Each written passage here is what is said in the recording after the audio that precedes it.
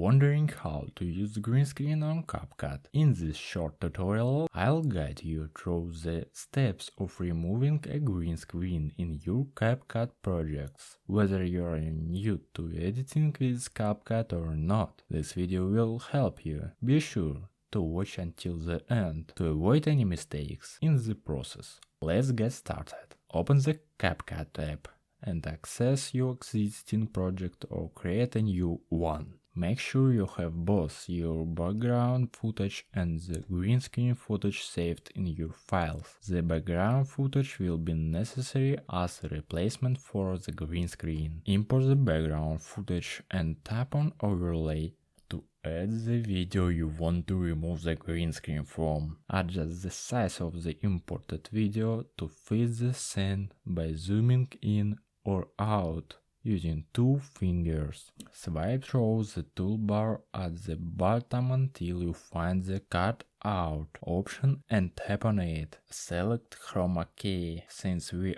are working with a green screen.